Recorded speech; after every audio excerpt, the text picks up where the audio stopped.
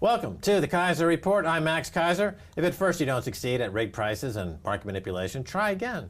Try again. Why not? The regulators don't care. The people you're defrauding don't care. Just keep banging away at it.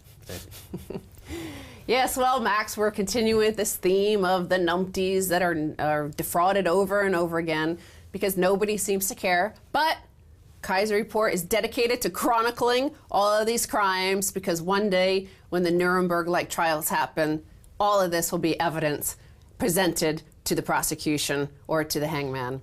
UBS Precious Metals misconduct found by FINMA in FX probe. Misconduct, of course, is typically known as fraud or crime to the ordinary person. Of course, if you did these misconducts, you would be charged with a crime, so don't try it at home unless you work at a big bank. Switzerland's regulators found serious misconduct by UBS employees in precious metals trading, particularly with silver, as part of its review of the bank's foreign exchange business. Electronic chats played a key role in the improper conduct in foreign exchange and precious metals trading, the Swiss Financial Market Supervisor Authority, or FINMA, said in a statement. It found front-running when traders profit from advanced knowledge about a transaction expected to influence prices over client orders for silver. Well, I'm completely changing my approach to this entire epidemic of fraud. What are you going to do? The bankers are committing serial fraud, and they are saying that, look, regulators don't stop us. Why should we stop? So I think I'm changing my entire approach to this. I think we got to go after the regulators. You know these wireless sex toys that they have? You can operate them wirelessly. I think all these regulators should be maybe implanted with some kind of weed whacker type device up their sphinx. And every time one of these market makers or traders commits a fraud, then they get a little weed whacking up their sphinx. You know, that'll get their attention. Until they regulate the fraud, until they figure out a deterrent to stop the fraud, let the weed whacking sphinx device keep whacking, and it burrows deeper and deeper. Pretty soon it'll hit a vital organ, I would imagine. But I think it's the regulators at this point. Forget the traders. They're going to keep stealing money. If you give a kid a big box of chocolates and say, you know, have all you want, they're not going to stop eating the chocolate. Well, I think it was Napoleon who said something along the lines of politicians and regulator sorts will allow this to happen until the people force them to stop. So I think it's the people, too. The people don't seem to care. As long as their house prices are rising, that's what's kept them quiet, as long as their food prices are cheap, but those are rising. So let's see what happens. And now the regulator FINMA in Switzerland, what they said was that the traders engage in activities including sharing of information on orders, flows, and customers, as well as front-running and triggering of stop-loss orders. So that's why you said they pick a price. They know that all of their clients have a stop-loss order, i.e. sell at that price. So those are when you see the cascading and the silver price down, is they know that they've triggered that in order to pick up the price of that silver. Yeah, I mean, in this case. there's a market price, and around the market price are these big stop orders from managers who are hedging their risk. And if you can trigger a market advance to trigger a stop order, you get a lot of free stock. Because right after you pick up the free stock, you know, the markets resume where they were before you manipulated the price. So it's a way to pick up some cheap stock. But again, the regulators, the FINMA, well, it sounds like smegma, they're the people that I think I'm focusing on now. I'm not focusing on the bankers anymore. I'm focusing on the regulators. And the regulators are regulated by the politicians. So I agree with the traders now. I'm now in the traders' camp. I'm pointing the finger at the regulators now. Forget the traders. They're helping us point out the problem. Well, they're pointing the problem at the regulators. But the bankers are the regulators because this is a self-regulated inquiry. The UBS looked at itself, in which this is what they found. So all of these Forex, LIBOR, they're having to investigate themselves. Right, so but to allow that to happen is the responsibility of the regulator. Yeah. So every time it's like that movie, you know, It's a Wonderful Life, where the little angel gets his wings if he saves someone from committing suicide. Here, the little sphincter gets a weed whacker buzz every time a regulator lets a trader commit a Forex manipulation. You know, burrow into those vital organs. Whoever FINMA is, or Financial Conduct Authority, or SEC. These are the crooks. Or these Department of Justice. Department of Justice. Yeah. Forget the traders. They're just kids. They're giving free money. They'll take it. It's the regulators now we're going after. I'm totally exonerating the traders. They're helping us point out the real problem. The regulators. Okay, so let's look at what the regulators in UBS did in Switzerland. FINMA told Zurich-based UBS to give up profits of 134 million Swiss francs, which is about 130 million US dollars for the misconduct, and said bonuses for foreign exchange of precious metals employees globally will be capped at 200% of their basic salary for 2 years. Trading desk supervisors at UBS eventually prohibited front-running in the light of the obviousness and frequency of misconduct, FINMA said. That's not a deterrent. That's not a deterrent. No. So here their salary, they get to collect bonuses. They're only limited to 200% of that bonus, so a doubling of that. So of course they're just going to increase their salaries. And FINMA is like saying with gratitude, well, UBS was good to stop this front running when it became too obvious. Well, look, let's make this a social networking enterprise. So every single regulator in every single major market will have their name on a social networking site. And every time any trader commits fraud, the social network votes or likes or thumbs up which one of these 50 or 60 major regulators gets the weed whacker sphincter treatment. Okay? We're going to simply take it from that approach. It's going to be a social network enabled wireless weed whacking sphincter up the organs on the regulators. There's 50 or 60 names of these regulators that we're going to go after and target because there's 150,000 traders. There's too many. But there's probably only maybe 60 or 70 major regulators. That's manageable to be marked for correction, to be corrected. So these regulators, of course, they call it misconduct, and they also say that, and apologists in the media will say that it caused no harm. So we're going to look at some of the harm. Here's a tweet from Pedro da Costa, who covers the Federal Reserve for Wall Street Journal, and he said, recession brought suffering and lifelong risks to extra 619,000 children in Italy, 444,000 in France, and 2 million in Mexico, according to UNICEF. So, of course, again, just like it's misconduct when banks commit a crime, here it's recession when actually it was basically a grand larceny. It was grand theft. Right, the kids are starving to death. And their lifelong chances are forever altered because there are no jobs, so they have no experience, so they'll continue to live with their families and feed off the state forever. Because they're willing to commit a pogrom, an extermination of children, for a few bucks. And the other story of the consequences, remember, the mainstream media, the CNBCs of the world, the Fox News, say there were no consequences to these crimes, and that's why they should just pay a little fine. Here's a headline from The Economist. Wealth of America's top 0.1% is about to exceed that of bottom 90% for the first time since the 1930s. So either you believe that this 0.1% have become much better, smarter, more talented, much more vibrant and better than the bottom 90%, or there's something going on, or these crimes are enabling them to steal so much from the numpties, from the Muppets, from all the idiots out there that that those idiots deserve to be poor. Well, imagine you're irrigating a field, you're a farmer, you have a source of water, maybe it's coming off a dam, the water comes to the field, and if it goes across the field in an equal distribution, the entire field reaps a bounty during the harvest.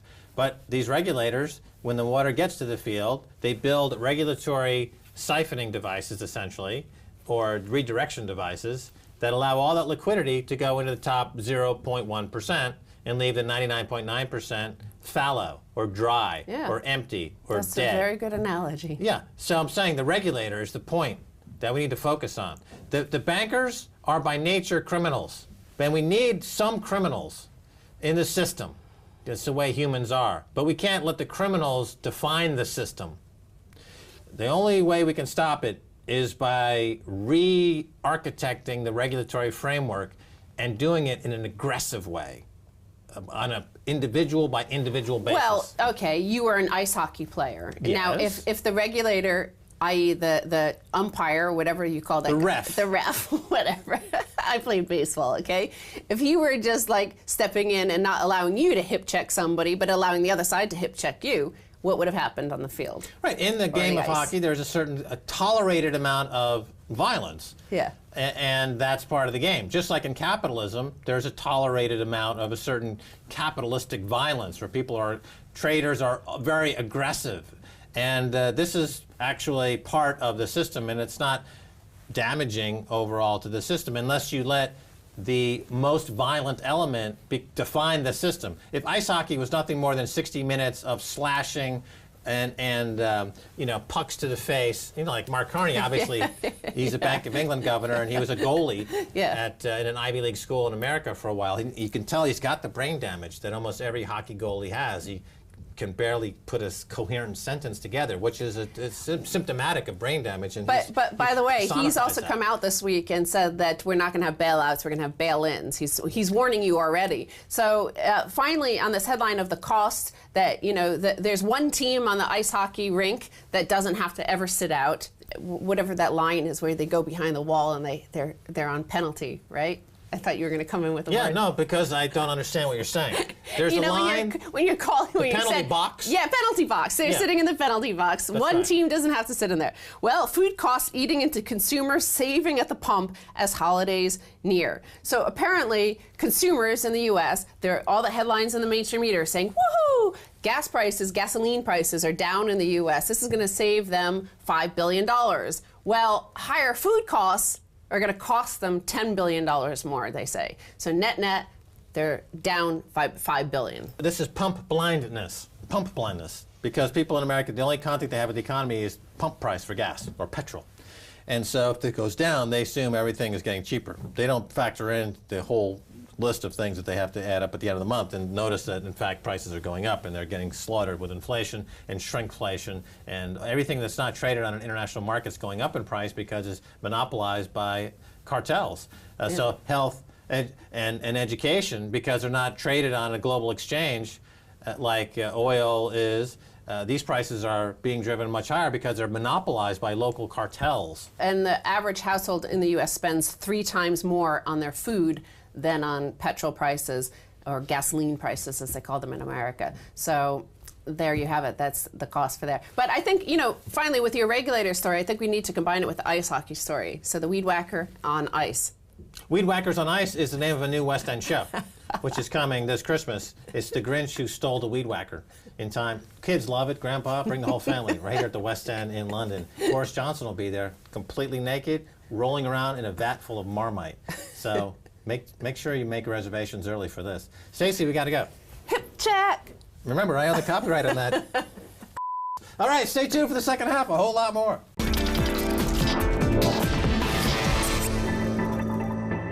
Welcome back to the Keiser Report. I'm Max Keiser. Time now to turn to Alistair McLeod of GoldMoney.com. Alistair, welcome back to the Keiser Report. It's my pleasure, Max. All right, Alistair, Alan Greenspan, former Fed chairman, recently said that quantitative easing has failed and people should buy gold. Your thoughts? What's going on here? Mea culpa. I think in one word. I mean, as chairman of the Fed, he changed his view, apparently, towards monetary affairs from his previous stance, because if you read his writings going back into the 60s, he was quite Austrian in his approach, if I can put it that way. Then he became part of the establishment, and now he's out of it. I think his book is a sort of, putting the record straight a little bit. Well, quantitative easing, I think, what I've been saying on this show for a number of years now, a number of academics are agreeing with me, quantitative easing causes the deflation. It doesn't fight deflation. Well, it does, because what happens is that you are transferring wealth from savers to the banks, effectively, the banks and government. It's the ordinary people who are savers. And if you're going to get the economy going, you want basically wealth creation, not wealth destruction. Right, and these are banks that are, A, not lending the money, and B, engaging in fraudulent activity. HSBC, Barclays, Lloyds, Royal Bank of Scotland, fraud, all fraud. So they're not lending, but they are manipulating LIBOR. They're manipulating Forex. They're manipulating gold and silver. And they're really the worst actors in British society. The Brits have an amazing capacity for indignity, I would say, because nobody seems particularly outraged by this serial criminal wave perpetrated in the city of London. Is it that stiff upper lip mentality, or is it just why is it like this? I think it's ignorance is the only thing I can say. I mean, I met some people, foreign exchange brokers last night, and we were discussing exactly this point. They found it hard to see where the harm in this has been. And so what they're doing is that, so, well, nobody got hurt, so why worry? I mean, this is complete nonsense. There have been allegedly criminal activities, and if you engage in criminal activity, then you should be brought before the law. Right. I mean, it's like Frederick Bastiat said: if you let plunder exist at the top of your society, expect plunder throughout your society. So here in Britain, with people engaged in rioting and with beheadings happening right here on British soil, that's directly related to the banksters, who are the role model for terrorists. And so David Cameron is basically saying, well, if the terrorist makes me money, I'm for it. But if somebody in Woolwich gets their head cut off, well, that's so bloody and nasty. I don't like that. Ew. But he caused it. He had his hand on the knife. But anyway, forget David Cameron. He's such a waste of time. Let's talk about silver. It's been obviously manipulated. Finally, it's come out in the public record that's been manipulated. Talk a little bit about that. Well, it's both precious metals, main precious metals. It is beginning to emerge that all is not right in the markets. Earlier on this year, we had Deutsche Bank as forced to make returns to BaFin, the German regulator, about its precious metals dealings. This is widely reported in the press.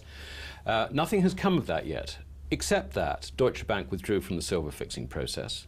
They tried to sell their gold seat without success, which tells you an awful lot, because if other banks aren't prepared to buy a prestigious position in the market, then there is something seriously awry with the whole thing. So I think that a lot has yet to emerge on this, Max, and what we have seen with LIBOR and FX is part of a process which I think has not finished. I think we're only partly of the way through it.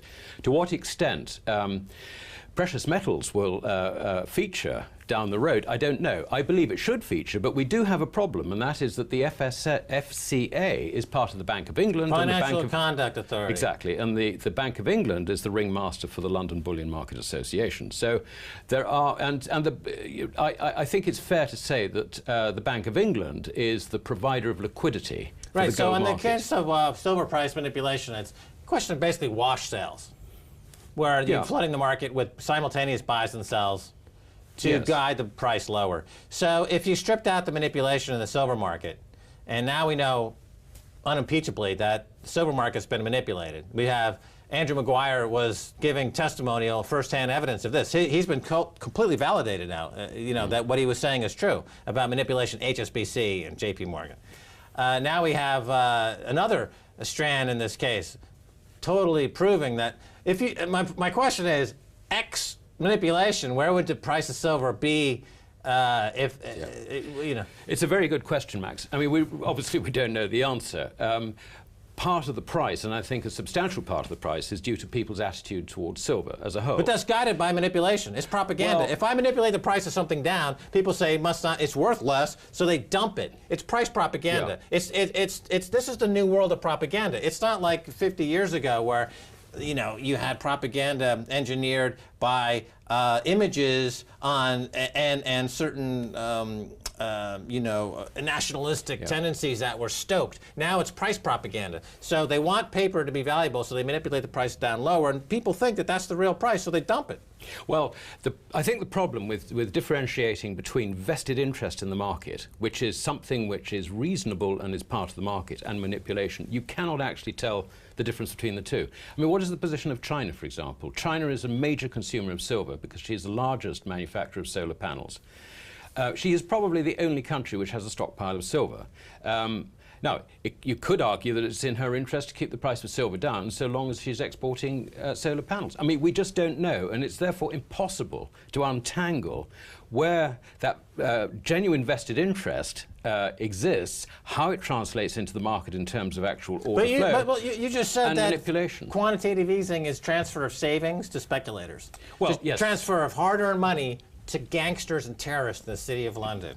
I didn't. No, you said about the gangsters. I said that. Alistair MacLeod didn't call them terrorists. No. However, manipulating the price of silver has the same effect because silver and gold are instruments of savings. Well, if you manipulate the money, then you are by definition manipulating every market. It's actually as simple as that, because you are changing the denominator of everything that you're pricing things in, as it were. So, I mean, you don't know what the dollar of today so is my point compared is, to the dollar tomorrow. Vested interest, though, should be what savers have a vested interest. Savers have a vested interest. Manufacturers have a, sort of producers have a vested interest. Consumers have, Sure, all the I'm rest of it. manufacturing solar panels. I have a vested interest in having price of silver lower. But if I'm a saver, I would want my interest rates to reflect the not being manipulated down because I'm a saver. I want my precious metals to reflect a non-manipulated price because I am a saver. And from capitalism comes from capital. You can't have capitalism without capital. And 0% interest rates and quantitative easing, it's not capitalism. It's completely destructive. On that point, I completely agree. But when it comes to silver and gold and all the rest of it, manipulating the quantity of money does, in effect, undermine the true market relationship between buyers and sellers in every market. So it must also be true of gold and silver. But it's being manipulated, and I would posit that this is done to propagandize the interests of certain factions within society that are, in the case of the City of London, we now know that they are serial fraudsters and that the bank does nothing to deter that. Even now the papers today, after the latest Forex scandal, is saying that there's no deterrent, no fines are deterrent because they either write the fines off or it's a profit center. They can turn the fines into a profit center. There's no deterrent. It's a cost of doing business. I mean, banking has got to be the only industry where you get fined something over $50 billion in 1 year and no heads roll in management. I mean, it's quite extraordinary. Have you seen that before? I can't think of any other industry. I mean, if let's say Union Carbide poisoned a whole load of Indians, which they did with Bhopal, heads rolled. Well, British Petroleum in the Gulf of Mexico heads rolled. Exactly. Tony, what was his name? He ended up going to another shop. Absolutely. Okay, yes. but it's same kind of pollution in the. Let's move on because these guys. Okay. All right, so gold, silver, copper, and other commodity prices are plunging as it were 2008, and yet equity and housing markets continue to hit all-time high. This would seem to be. Is this the plan? It's bizarre. The plan certainly is to elevate the value of investment assets generally. I mean, of that there is no doubt. Bond yields are where they are for a reason. Equity markets are where they are for a reason. The Japanese just actually go into the market and publicly say they are intervening. That's probably the only difference between the Japanese approach and the Western approach. But by pumping up all those assets, there is one asset that is left behind, and that is gold. So it tells me that everything is skewed, and in fact skewed very, very badly. Yeah, I mean, if a Philip Patek watch can go for $22 million, if an Andy Warhol can go for $150 million, if strawberry-colored diamonds are trading at all-time highs, and gold is down over the past 4 years, gold's a precious metal. The word precious goes with the metal. Why is it down? Exactly. It makes no sense. It is the feedstock. Why is this happening? You could say it is the feedstock for art, if you like. You've just said that art prices are through the roof. The base material for art, base is the wrong word, but you know what I mean. The precious material for art hasn't gone up. So if people want to participate in this jerry-rigging of the markets, they can't buy an Andy Warhol for $150 million, but they can buy gold for 2 or 3 or 4 or 5, 10,000 pounds. Precisely. And they could participate in the central bank's malfeasance and Mark Carney's criminal behavior, in a sense. They could participate, but not even allowing them to participate. They're just slaughtering them. I think the broader point, Max, is that if you are worried about all the manipulation of money that central banks in the West indulge in, it's not just in the West, it's everywhere, then the one way of getting out of that, of protecting yourself against that, an insurance if you like, an insurance policy is to hold gold and silver outside the banking system.